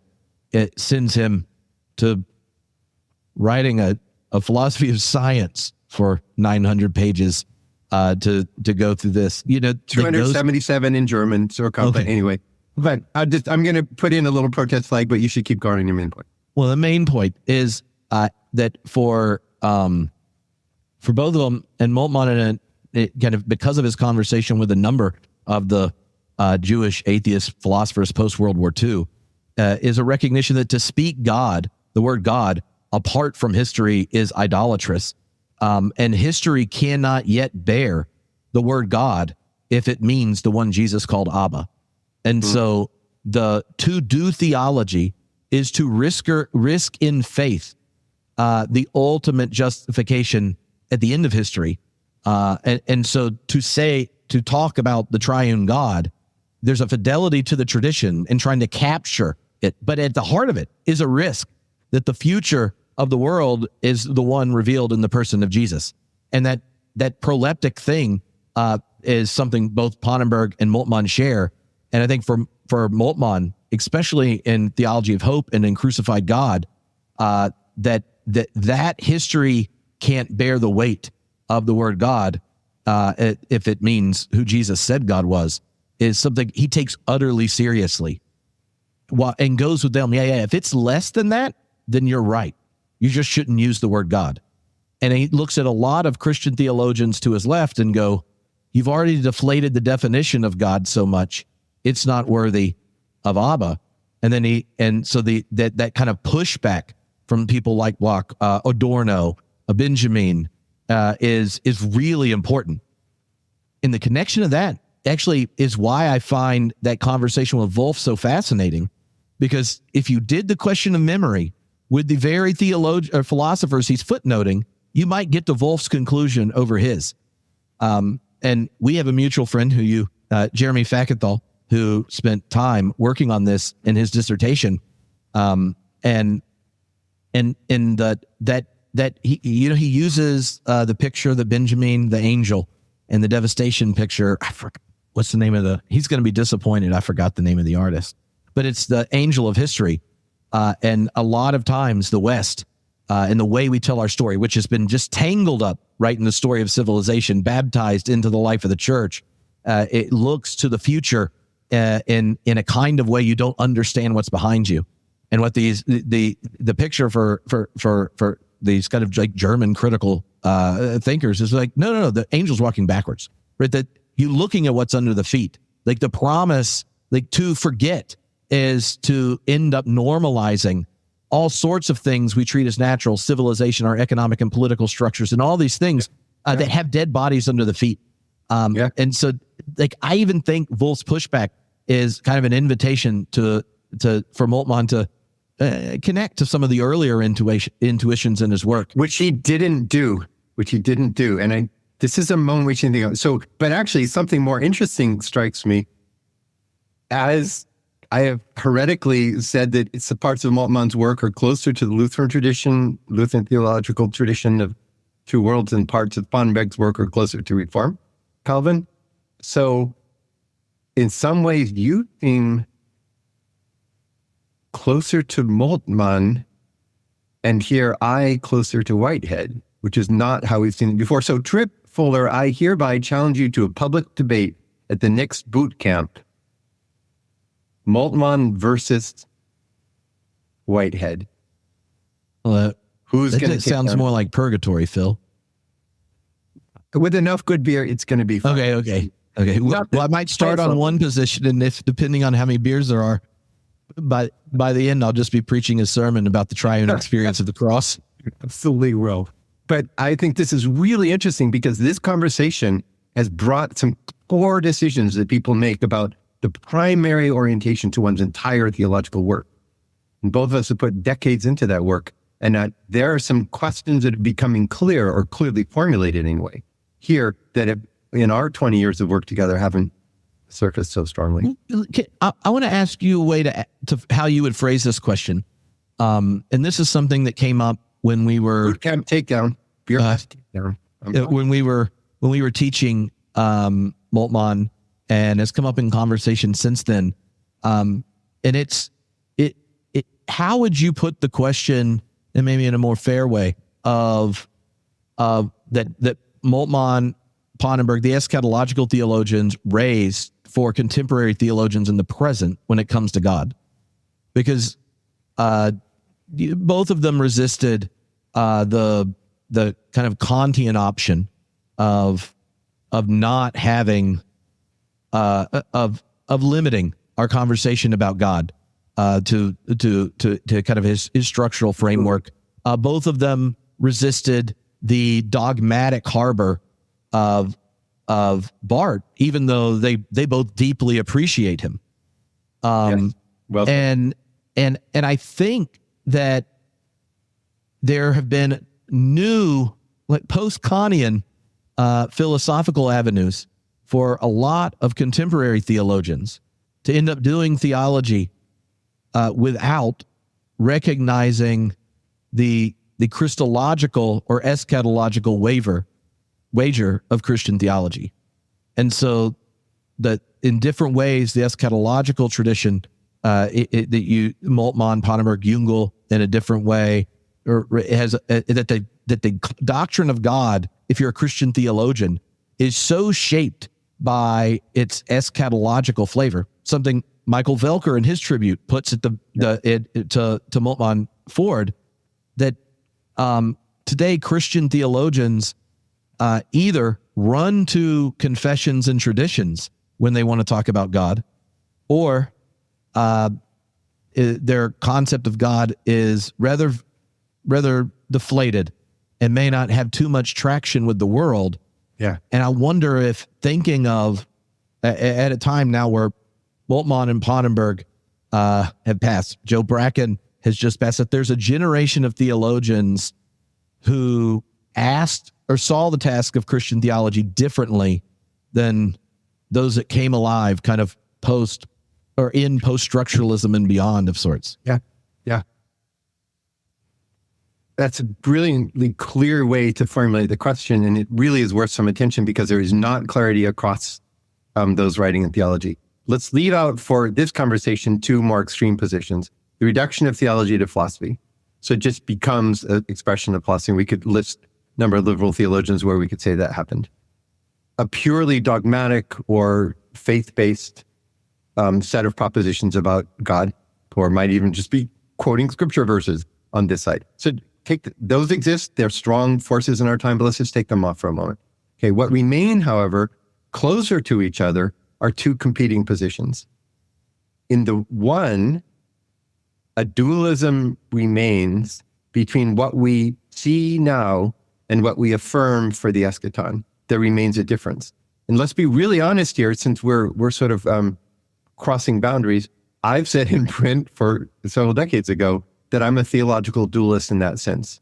There's something about that final eschaton that isn't fully manifest and can't be even fully thought in the present. So it's interesting that I find myself now leaning more toward what we might call the process philosophy side of the spectrum. I hear you leaning more toward that gap, that division, that difference between the already and the not yet. Pannenberg is clearly on the side of reconciliation. For him, the future is really present, proleptically present, now, here and now. So the risen Christ became manifested, but that's the Christ of the final consummation. So in his view of time, with the wrong statement of thinking what the primacy of the future means, thinking that through, we can speak of the present. There's a unity in that thought. And he says in the Basic Questions in Theology that, it's already in the Christology, 1963. No theological statement can be made about the resurrection that goes against the historical data. We have to work within the framework of historiography, or he'd say social sciences or natural sciences or so forth. The other position, the more faith-based position, is we see diversity now. We know that the eschaton is built into the nature of the Christian proclamation, Jesus' proclamation. We have faith that at that place, all shall be one in all manner of things. So all shall be well and all manner of things shall be well.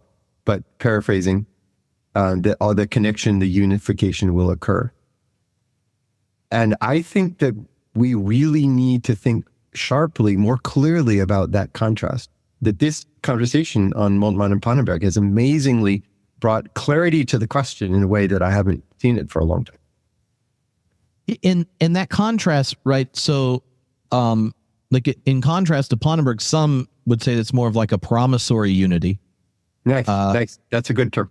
And I think that I wonder if this has to do with just the way the theologian's own piety works, because I would say, like, I would lean in towards promissory unity just because the way I envision the activity or vocation of a Christian theologian is, I've always resonated with that, with the quote that I read at the beginning from Moltmann, and I'm not going to like limit the boundaries of what the theologian's talking about to have a more fideistic harbor of sorts for confessional language, but that promissory unity is also connected to how one sees one's faith in the present. And I was having a conversation with I probably won't say it, a very famous Calvinist theologian who engages in religion science stuff, and we were hanging out at after a intellectual gathering. Drip. And we were having a number of beverages and such, and the level of confidence he had in Christian theology at getting everything right. So now he saw his engagement with science and philosophy as means to show everyone that this is the correct answer. And then the Christology seemed to play such a rather minimal role in what he was thinking. And I was sitting there and thinking, and I goes, this just seems weird to me. He goes, well, I mean, you've wrote books on Jesus. I mean, you like, in this kind of way. And I said, yeah, but I sit here and ask all these questions about science and religion and pluralism and evil and things. And that's because like my own form of life is so shaped by the person of Jesus. It's inspiring and things, but it deserves nothing less than me being skeptical and critical and faithful in trying to engage these things. And I can imagine coming to conclusions where I would still be a philosopher of religion and not a Christian. And I could end up being wrong. And at the eschaton find out, that we should have wagered it this way. And so that promissory unity for the theologian who takes that seriously means there's a kind of wager in your constructive work. There's a wager in the way you live it out and engage in the world. And then like your confidence meter changes when it goes to your theological picture or metaphysical picture. one of the things about Moltmann is that existential register for him is throughout his life is the one he encountered right when he, as a POW, reads Mark's gospel. He has a brother in solidarity when he visits the concentration camp for the first time and has this vision of God's eschatological hope. And so his intellectual wagering is a promissory one, but part of it is at the existential way, this is how I'm giving myself in the world. Like I'm putting myself here. Okay. And that. Okay, let's go with the personal dimension and let's stick with promissory wager. Or remember, we're not talking about pure fideism or pure rationalism. Leave those out. So we're talking about two different approaches to the promissory. And there is indeed a personal dimension as well as it's being a core theological, methodological commitment that works its way out in doctrine after doctrine and so forth. And here's how I describe it. The particular question or theological discussion point where it's most vivid is the problem of evil.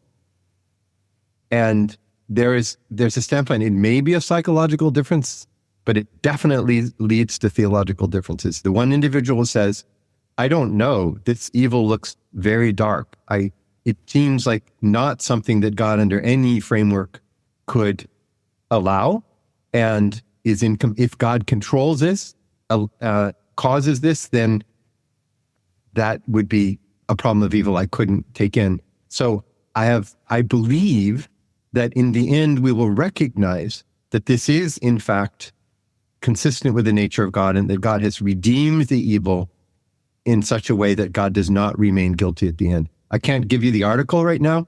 I can't prove it, but I think that's my commitment.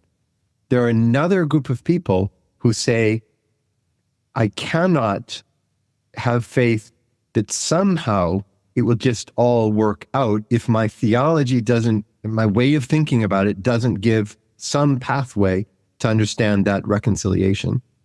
If it is just, hey, I hope, then when my atheist friend asks me the question, well, the problem of evil really falsifies your God belief, I'm on their side. And that may be a psychological difference, but it's definitely a difference in theological positions. And again, it's the contrast between you and Tabor, for example. And say a bit about that just in you and Stephen Knapp's work, how kind of the conversations that between Moltmann and Pannenberg end up shaping the way y'all develop a critical form of making faith a minimalist account of doctrine, or even like the article Metaphysics Under the Guise of Hope, which is how do you negotiate that tension as when you do constructive theology? So most simply, what Knapp and I have done is to see two registers, like an x-axis and a y-axis. There's what we affirm and there's how we affirm it. So some people, if you only can change what you affirm and you see evil that seems to be unresolved, then you say, then I won't affirm that God has this controlling power, and I'll take a strong process view. God is doing the best that God can, but there's just limits to what you can do, even if you're a God, right? And so that changing of the proposition, think of that as the y-axis, is something that we see often in theology, or parts of Catherine Keller's work, or many other guests that you've had on your shows.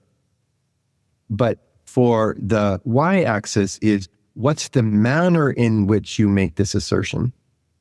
And we believe that only if you consider that two-dimensional space, rather than just let's change our propositions, or it's all subjective, what's your subjectivity along this line, but rather let's think of that two-dimensional space. So for example, eschatology, a final reconciliation, remain a part of theology for Steve Knapp and me. But in this new book that's just about to come out, I hope from Oxford, Hope Beyond Belief, we think of the ways in which the traditional propositions move on a scale from the epistemic, that is, I think I have really good reasons to affirm this, to the elpidic, from the Greek word for hope. And on the elpidic dimension, I have reasons to hope this. I find myself hoping this. I couldn't be the person that I am if I didn't hope this thing. And for that, All you need is the deep desire that it's to be true. It has to be at least plausible. It can't just be made up or a contradiction. You can't really hope a contradiction. I hope I'm going to step out of this room and fly home by waving my arms. And it has to be lived in religious faith. So it has to be a core commitment of how I live in the world. And I think that there lies a way to avoid the bad faith of affirming something we hope God will do, but we have no way of conceiving it now on the one hand, or cutting my statements about God so far as, frankly, to become uninteresting because I can't solve philosophical objections on the problem of view. Mm-hmm. That's really helpful, that kind of the how axis in relationship to confidence, kind of confidence meter, and the what for the proposition side.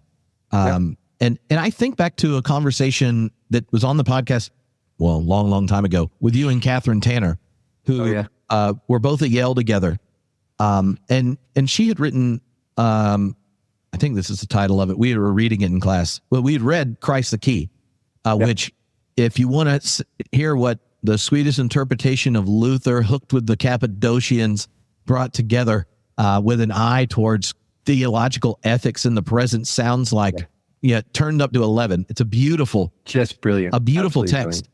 Brilliant.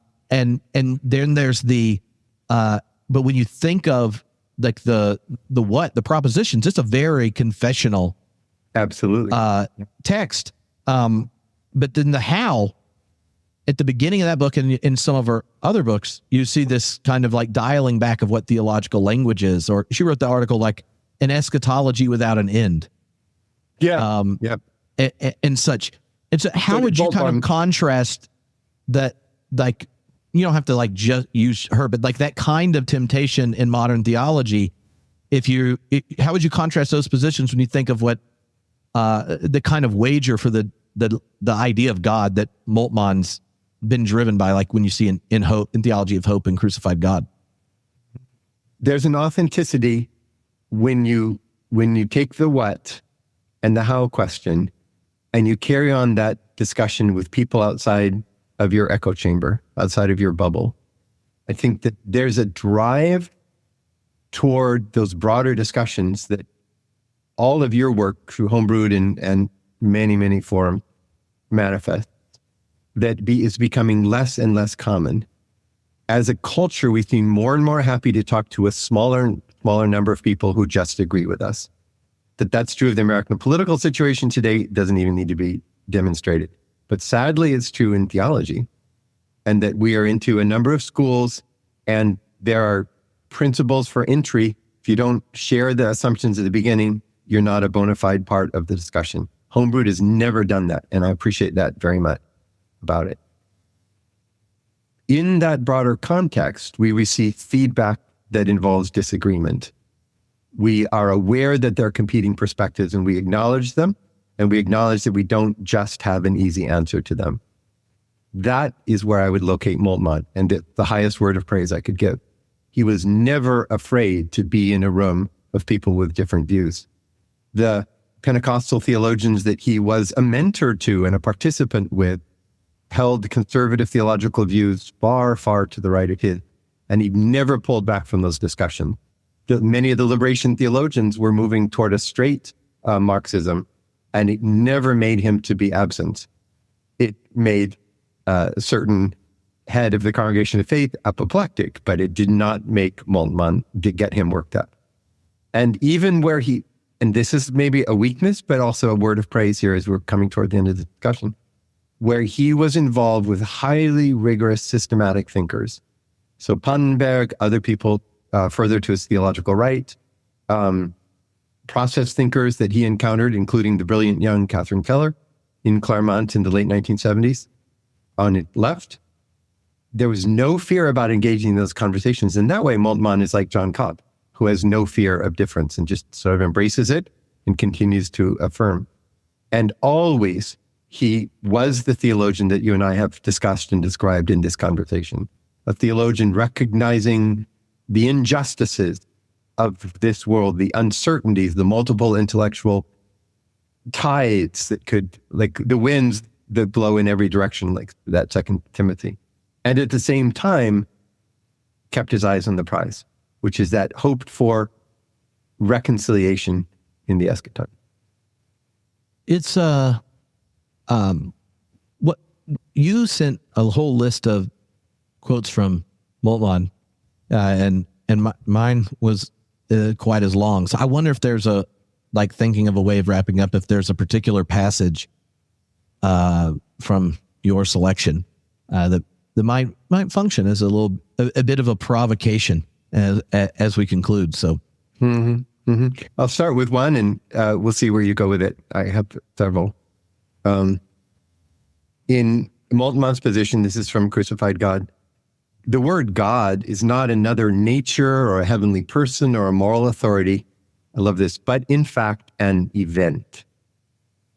However, it is not the event of co-humanity, but the event of Golgotha, the event of the love of the Son and the grief of the Father, from which the Spirit who opens up the future and creates life, in fact, derives. I'll stop there for a moment, see where you want to go. Oh, no, they're like, I'm amazed how much of his energy gets translated well. Yeah. Well, Margaret Cole was brilliant, and let that be said out loud. We owe so much to her. Next sentence? Yeah. In that case, so he's now, we're in Garden of Gethsemane, not by word, but by illusion. In this case, or in this place, one does not simply pray to God as a heavenly thou, Martin Buber, but prays in God. One does not pray to an event, but in this event, namely, Moltmann would say the event of death and resurrection. One prays through the Son to the Father in the Spirit. In the brotherhood of Jesus, the person who prays has access, pardon the sexist language, access to the fatherhood of the Father and to the Spirit of hope, two of his books in one sentence. Only in this way does the character of Christian prayer, and I'd add Christian faith and Christian life, become clear. Mm-hmm. Yeah, and I think that addition there's like what he ends up doing. That's after the first two books, people don't spend as much time in his ecclesiology, but that's exactly what happens in it. And if people haven't read that, they all should, because it's easily my most footnoted one. The role, because it describes what happens in that Trinitarian life. You had sent me these before, and I found where in Trinity and the Kingdom of God, he describes how this Trinitarian experience shapes God's life in relationship to history. And this is where that kind of eschatological panentheism pops up. He says he's been going through he's like rehearsing this argument, and then he says, just as God goes out of himself through what he does, giving his world his own impress, so his world puts its impress on God too, through its reactions, its reverberations, its own initiatives. This can be seen no more clearly than the experience on Golgotha. It certainly does not do so in the same way, the contrast between God and the world. But that it does so in its own way, there can be no doubt at all.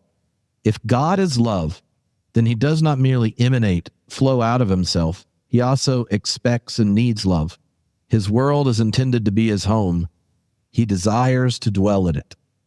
Right? And so you get that promissory panentheism. And you can see that why I think it's eschatological panentheism. It's not a metaphysical one. Absolutely. And that was recognized soon after the creation book came out. What's also beautiful about that is we're back to an event. And we're dwelling in an eschatological event, even though it's promissory. It's both present now and also that thing that we long for. Actually, there's another quote from Crucified God that's very similar to that. So let's see where it takes you. By the secular cross on Golgotha, we pietize the cross too often. And just think about that phrase. By the secular cross on Golgotha, understood as open vulnerability, and as the love of God for loveless and unloved, dehumanized persons.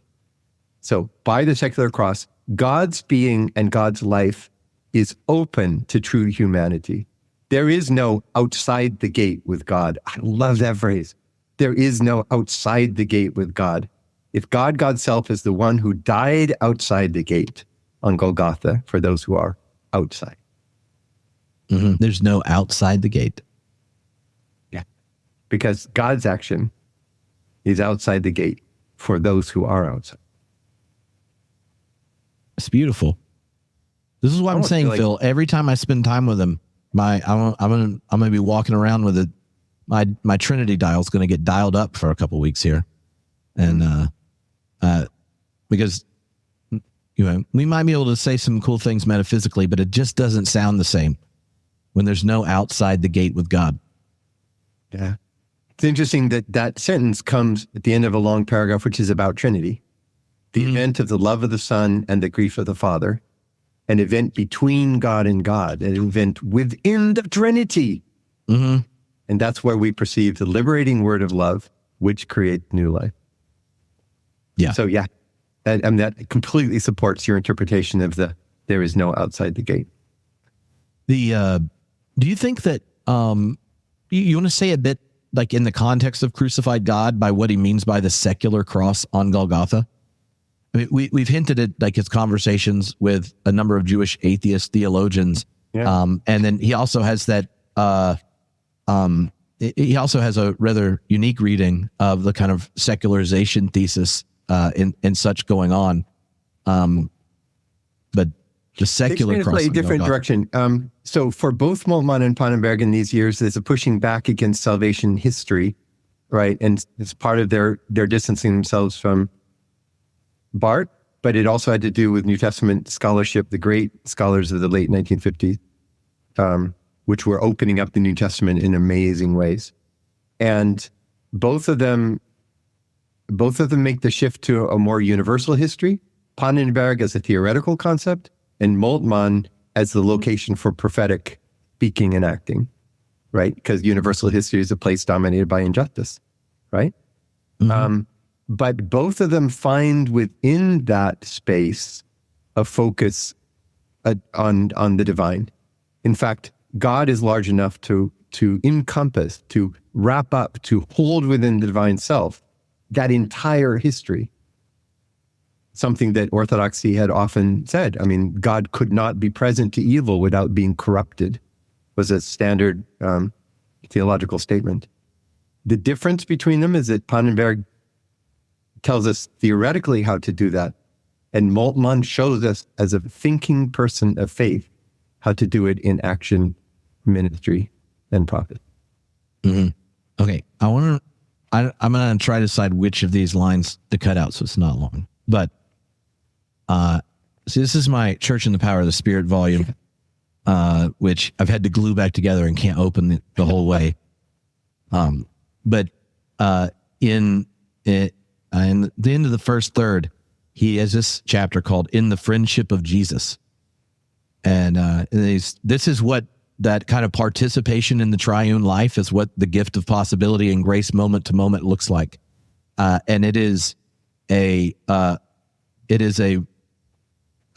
the radical resistance to the hierarchy of the church taking place in it is grounded in the actual practice of Jesus enacting the kingdom in this section. And he says, friendship is an unpretentious relationship, for a friend is not an official term, a title of honor, or a function.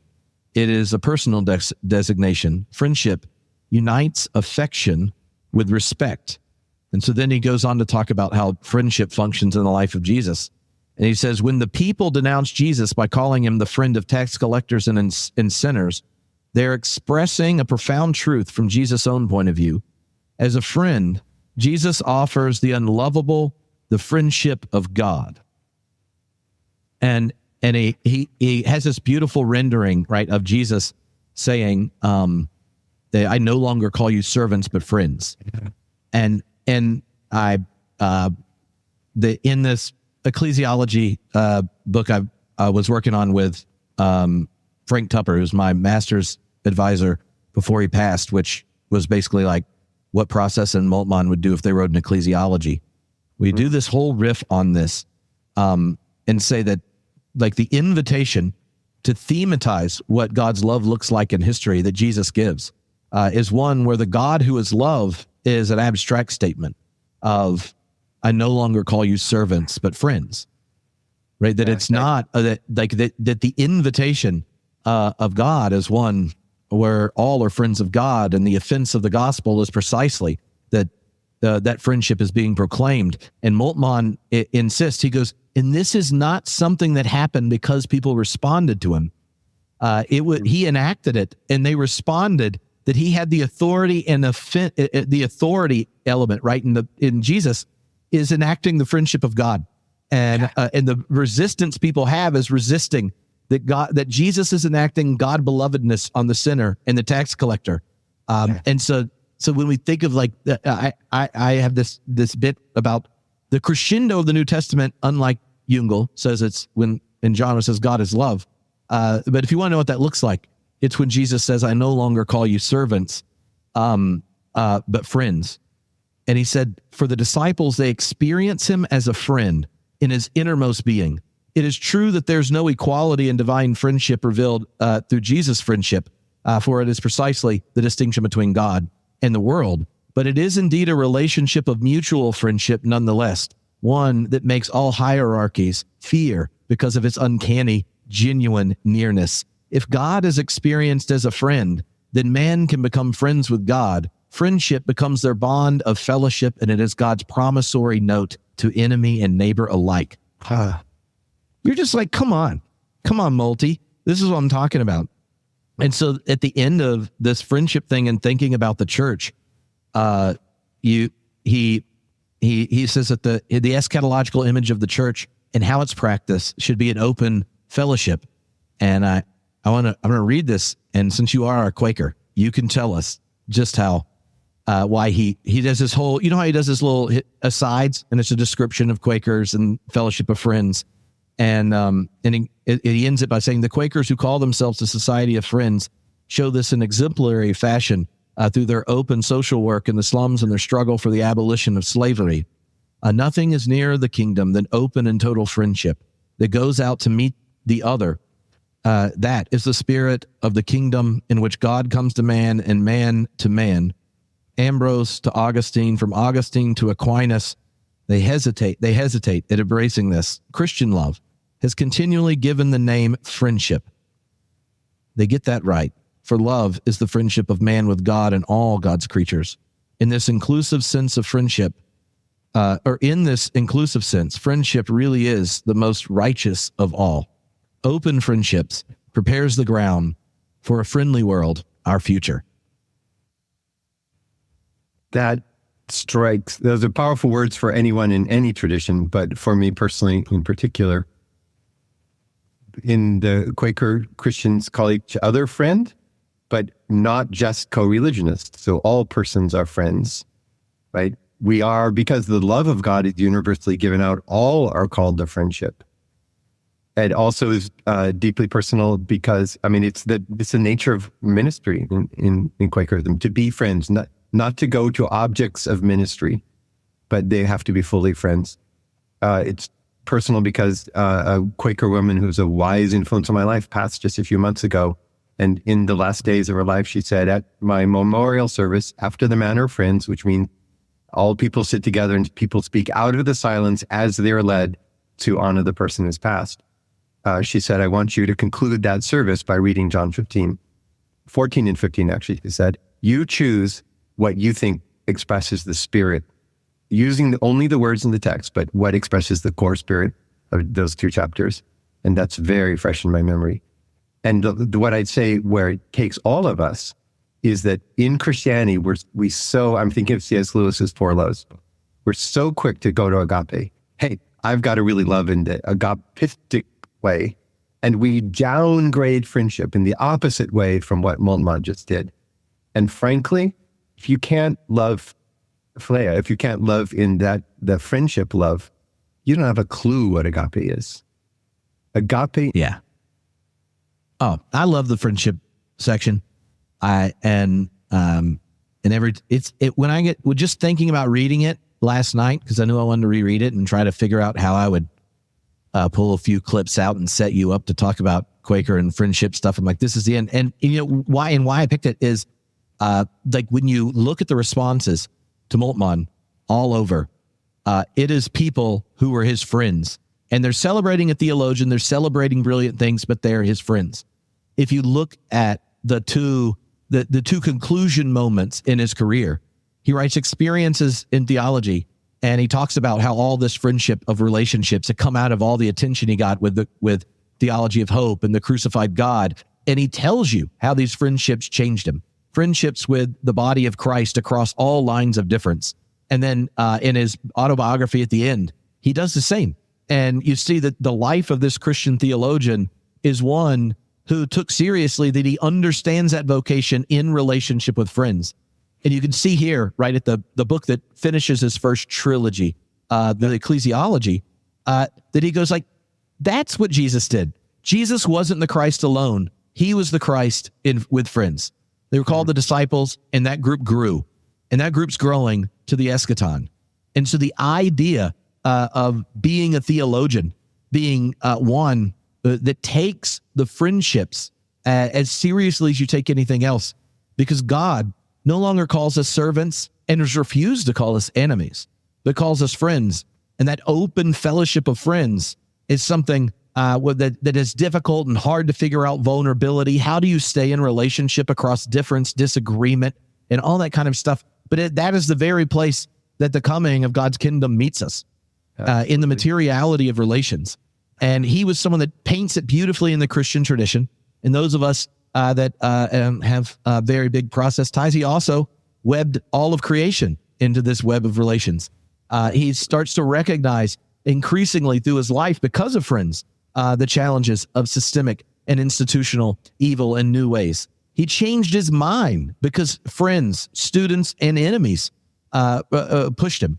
And so as much as celebrating his life and thought, and then bringing up these ideas that have shaped it, and then like our own interloctions, I think to me that friendship at the heart of it, both in his telling of the gospel story and at the heart of his practice, is where you see why he's so compelling to many. There is an integrity to it. And that to me is something, I hope there's at least two people who could say something like that when I croak. And that's something everyone, you don't have to be a nerd. You don't have to be a theologian to pick up, because the coming of the kingdom of God can meet you in the face of your friend and how you show up for them. And Absolutely. It's so sad that in English we say, oh, we're only friends. We're just friends. Think of what a high bar friendship is. Imagine we were friends with our family members. Much higher bar than we currently hold. Imagine we were friends with our co-religionists, members of our congregation. A huge bar. We seem to be warring enemies in many congregations, right? Imagine we were friends with non-co-religionists. So if you're a Christian, with Jews and Muslims and Buddhists and Hindus and Confucians. Imagine we were friends with God. Yeah. Well, I'm glad to call you friend, Phil. You too. I've called you all sorts of other things. Some of them behind my back on the internet. Behind your back, I say nicer things, Yeah, right. This is true. Yeah, you've never been shy. Yeah. But friends can speak honestly. That's another beauty of this term. Mm-hmm. Friends exist in honesty with each other. We fought today, and I called you for a knockdown, battle at some point in friendship. Well, there are a few people I will enjoy having a knockdown battle with. And I just really hope that whoever makes the odds recognizes just the asymmetrical battle that's taking place. The only way would be a good home field advantage at a homebrewed event after they've been drinking. That's the only chance I got, Phil. On your own home turf. Not going to be in the Harvard theology room where I would be most at home or whatever. Yeah, you got it. It's public. All right. Yeah, I see it in the chat. All righty. Thank you all for joining us. I will post this and some of the quotes and stuff Phil and I mentioned and things like that all along with it, and link to a number of the different tributes to him so you can go read it and such, along with the interviews and things with Moltmann and people talking about him and stuff, because especially for those that may not have spent much time with him, hopefully at the end of this, you get lured to try to pick up Crucified God if you haven't. And if you can get through just the first chapter and your Christology is not a little bit higher, I don't know what happened. I don't know what happened. It's dangerous. It's dangerous, Phil. I think they're going to accept your challenge. All right. Hey, this was great, friendship. Thank you. And All right. brought some light.